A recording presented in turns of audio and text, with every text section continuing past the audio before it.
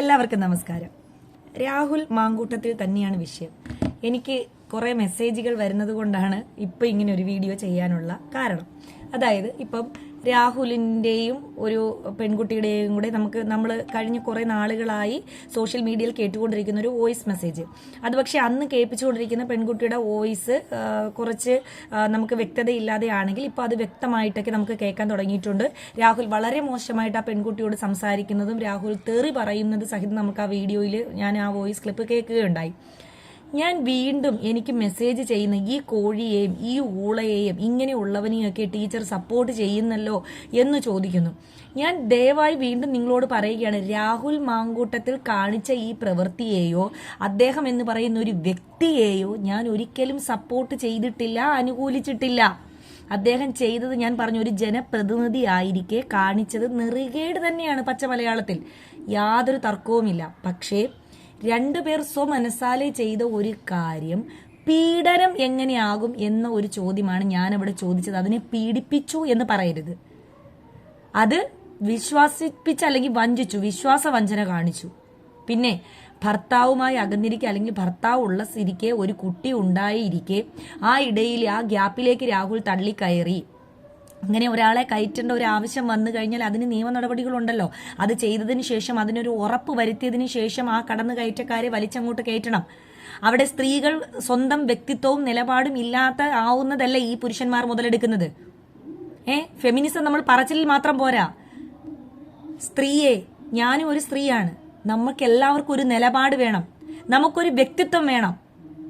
ഏതെങ്കിലും പുരുഷന്മാർ വന്ന് ഇടിച്ചു കയറി ഞാൻ നിങ്ങൾക്ക് എല്ലാം ചെയ്തു തരാം, ഞാൻ നിങ്ങളെ ജീവിപ്പിച്ച് തന്നേക്കാം, ഞാൻ എന്റെ ചോരയിൽ നിങ്ങൾക്കൊരു കുട്ടി ഉണ്ടായി ഞാൻ നിങ്ങളെ സംരക്ഷിച്ചേക്കാം, എല്ലാവർക്കും കൊടുക്കേണ്ട ഒരു ഉറപ്പാണ് എന്റെ ചോരയിൽ ഒരു കുട്ടിയെങ്കിൽ ആദ്യമേ പറയണം, എനിക്കതിന് സമ്മതമാണ്. ലീഗലി എന്റെ ഡിവോഴ്സ് കഴിഞ്ഞതിന് ശേഷം, അല്ലെങ്കിൽ പോട്ടെ ലീഗലി നിങ്ങളുടെ വീട്ടുകാരോട് സംസാരിക്കും, ഞാൻ എന്റെ വീട്ടിലും സംസാരിക്കാം. എല്ലാവരെയും അറിയിച്ചതിന് ശേഷം മതി ശാരീരിക ബന്ധമെന്ന് പറയാത്തത് എന്താ പറയാത്തത്? അപ്പം ലിവിങ് ടുഗദറിനെയും ഇങ്ങനെ നിങ്ങൾ എന്താ പറയുന്നത്, രണ്ടുപേരുള്ള സ്വമനസാരയുള്ള ശാരീരിക ബന്ധത്തെയും എല്ലാം അനുകൂലിക്കുന്ന നമ്മുടെ പുതിയ തലമുറ. ഇഷ്ടമാണെങ്കിൽ ഞാനും അതിനെ എതിർക്കുന്നില്ല, നിങ്ങൾ ചെയ്തോളൂ. അതിനുശേഷം അവർ വഞ്ചിച്ചു പോയി കഴിഞ്ഞിട്ട് ഇങ്ങനെ കിടന്ന് നിലവിളിക്കുന്നതിനകത്ത് എന്ത് അർത്ഥമാണുള്ളത്? എന്റെ സ്ത്രീയെ പുരുഷനെ മാത്രം കൊടുക്കാനും പുരുഷനെ മാത്രം നമുക്ക് ഇതിൽ കുറ്റം പറയാനും പറ്റുമോ എന്നാണ് എന്റെ ചോദ്യം.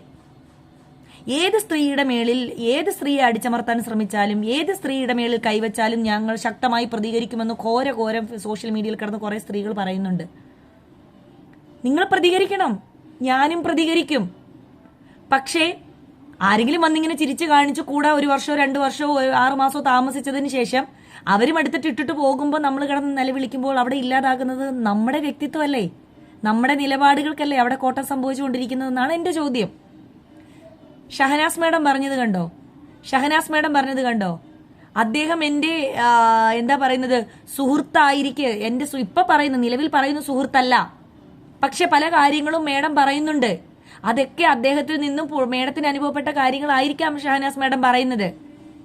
അത് ഞാൻ പറഞ്ഞല്ലോ, ഇതിനകത്ത് യാതൊരുവിധ അനുകൂലമായ കാര്യങ്ങളോ രാഹുൽ ചെയ്ത കാര്യങ്ങളെല്ലാം 100% ശരിയെന്നോ ഒരിക്കലും ഞാൻ എവിടെയും വാദിച്ചിട്ടില്ല. എന്റെ വീഡിയോകൾ നിങ്ങൾ എടുത്തു നോക്കൂ. രാഹുൽ മാത്രമാണോ തെറ്റുകാരൻ? പീഡനം എന്ന് പറയുന്ന ഒരു വാക്ക് ഇതിനകത്ത് ഉപയോഗിക്കാൻ പറ്റുമോ? വിശ്വസിപ്പിച്ച് വഞ്ചിച്ചു, ഭ്രൂണഹത്യ ചെയ്യാൻ നിർബന്ധിച്ചു എന്നൊക്കെ പറഞ്ഞ് നിങ്ങൾ കേസ് കൊടുക്കൂ. അതുപോലെ തന്നെ 1 വർഷം കഴിയുമ്പോഴല്ല കഠിനമായി ഉപദ്രവിച്ചതും പീഡിപ്പിച്ചതും പുറത്തോക്കി വരേണ്ടത്.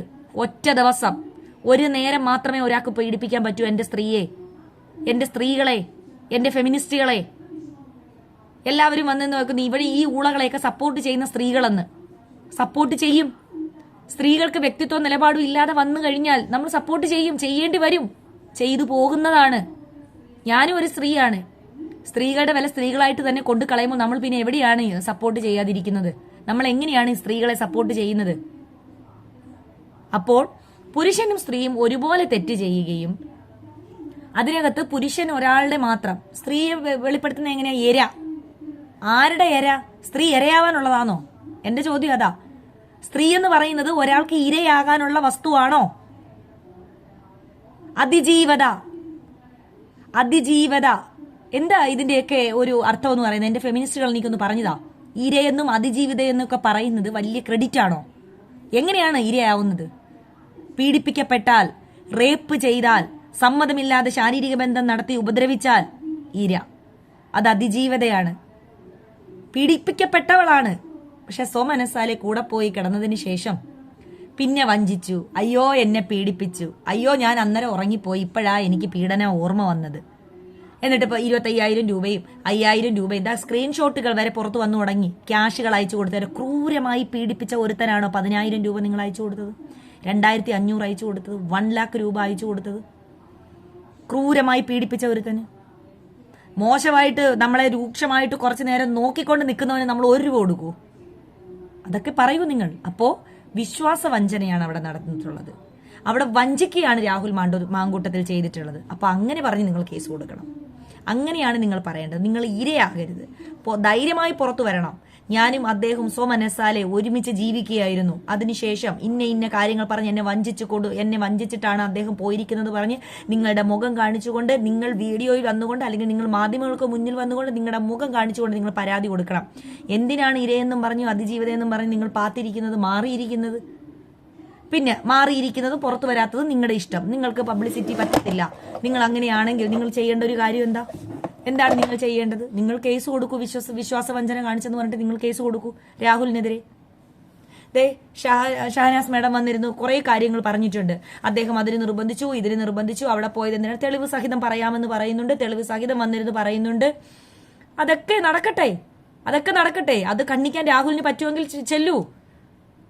മേഡം വെല്ലുവിളിക്കുന്നുണ്ടല്ലോ, ഞാനുമായിട്ട് ഒരു ഡിബേറ്റിന് ഇരിക്കാമോ എന്നൊക്കെ. രാഹുൽ തെറ്റ് ചെയ്തിട്ടില്ലെങ്കിൽ ചെല്ലട്ടെ. എന്തിനാണ് 24-ൽ പാത്തിരുന്ന് വന്നിരുന്നവരൊക്കെ രാഹുൽ ഇന്റർവ്യൂ കൊടുത്തത്?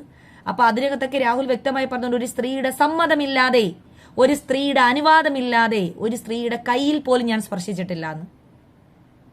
അനുവാദമില്ലാതെ എന്ന് പറയുമ്പോൾ തൊട്ടിട്ടില്ല എന്ന് അയാൾ പറയുന്നില്ല, ലൈംഗിക ബന്ധത്തിൽ ഏർപ്പെട്ടിട്ടില്ല എന്ന് അയാൾ പറയുന്നില്ല. സമ്മതമെങ്കിൽ പല ചാറ്റുകളും ഞാനും പുറത്തു വിടാം എന്ന് പറയുന്നുണ്ട്, പലരുടെയും പേരുൾപ്പെടെ. അപ്പോ അതിൽ നിന്നെല്ലാം നമുക്ക് തെളിവ് സഹിതം നമുക്ക് കിട്ടുന്നത് രണ്ടുപേരും ഒരേപോലെ അറിഞ്ഞുള്ള ശാരീരിക ബന്ധമാണ് നടന്നിട്ടുള്ളത്. രാഹുലിന് അത് കൃത്യമായി കബളിപ്പിക്കാൻ പല സ്ത്രീകളെയും പറ്റി. ഈ പൊട്ട സ്ത്രീകളെല്ലാം അതിനകത്ത് പോയി വീണു കൊടുത്ത് വഞ്ചിക്കപ്പെട്ടു. അതാണ് ഇതിൽ നടന്നിട്ടുള്ള യാഥാർത്ഥ്യവും വാസ്തവവും. അവിടെ ആരും പീഡിപ്പിച്ചിട്ടില്ല. അതേ ഞാൻ പറഞ്ഞുള്ളൂ. ഇപ്പോഴും ഞാൻ പറയുന്നു, ഒരു ജനപ്രതിനിധി എന്ന നിലയിൽ രാഹുൽ ചെയ്തത് അദ്ദേഹത്തിന്റെ പ്രതിച്ഛായയെ മായ്ക്കുന്ന കാര്യമാണ്. ഒരു യൂത്ത് കോൺഗ്രസിന്റെ പ്രസിഡന്റ് ആയിരിക്കാനോ അല്ലെങ്കിൽ ഒരു MLA ആയിരിക്കാനോ ഒന്നും ഒരിക്കലും അങ്ങേര് യോഗ്യനും അല്ല. കാരണം ഒരു സ്ത്രീയായിട്ടൊരു ബന്ധമോ, ഒരു സമയം ഒരു സ്ത്രീയായിട്ടൊരു കാണുന്ന എല്ലാ പെൺകുട്ടികളോടും ഇങ്ങനെ മെസ്സേജ് അയക്കുകയും ചാറ്റ് ചെയ്യുകയും അവരുമായിട്ട് എല്ലാ ലിവിങ് ടുഗദറിന് പോവുകയും ഒക്കെ ചെയ്യുന്നതൊന്നും ഒരു ജനപ്രതിനിധിക്ക് ഒരിക്കലും യോജിച്ച കാര്യമല്ല. അതുകൊണ്ട് തന്നെ ആ സ്ഥാനത്തിരിക്കാൻ പുള്ളി യോഗ്യനുമല്ല എന്ന് കരുതി രാഹുൽ പറഞ്ഞതുപോലെ ഒരു സ്ത്രീയുടെ അനുവാദമില്ലാതെ ഒരു സ്ത്രീയുടെയും കൈവിരലിൽ പോലും ഞാൻ പിടിച്ചിട്ടില്ല, തൊട്ടിട്ടില്ല. അപ്പൊ അനുവദിച്ചതാണല്ലോ. പിന്നെ എങ്ങനെയാണ് പിന്നെ ഈ ടീച്ചറെ ഈ ഊളകളെ സപ്പോർട്ട് ചെയ്യുന്നു, കോഴികളെ സപ്പോർട്ട് ചെയ്യുന്നു എന്നൊക്കെ പറഞ്ഞുകൊണ്ട് വന്ന് എനിക്ക് ദയവായിട്ട് മെസ്സേജ് അയക്കല്ലേ. കാരണം ഞാൻ സപ്പോർട്ട് ചെയ്തത് എന്തിനെയാണ് എങ്ങനെയാണെന്നുള്ളതിന്റെ ഒരു ലാസ്റ്റ് വീഡിയോ ഇതാണ്. ഇനി എനിക്കിതിൽ കൂടുതൽ ഒന്നും പറയാനില്ല ഈ കാര്യത്തിൽ. രാഹുൽ മാങ്കൂട്ടത്തിൽ വിശ്വാസവഞ്ചന കാണിച്ചു, പിന്നെ ഗർഭചിത്രത്തിന് നിർബന്ധിച്ചു, അതുപോലെ തന്നെ വിവാഹ വാഗ്ദാനം നൽകി വഞ്ചിച്ചു. ഇതിനൊക്കെ കൊണ്ട് കേസ് കൊടുക്കണം. കേസ് കൊടുത്ത് നീതി മേടിക്കണം. അല്ലെങ്കിൽ ഈ പണിക്കൊന്നും പോകാതിരിക്കണമായിരുന്നു. പീഡിപ്പിച്ചെന്ന് പറയരുത്.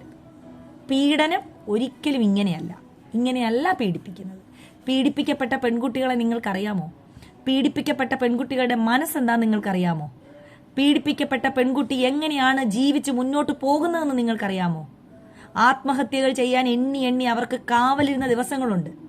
പീഡിപ്പിക്കപ്പെട്ട പെൺകുട്ടിയുടെ കാര്യമാണ് ഞാനീ പറയുന്നത് കേട്ടോ. അല്ലാതെ സ്വമനസാല ചെന്ന് കയറിക്കൊടുത്തിട്ട് പിന്നെ വഞ്ചിച്ചു പോയതിന്റെ കാര്യമല്ല പറയുന്നത്.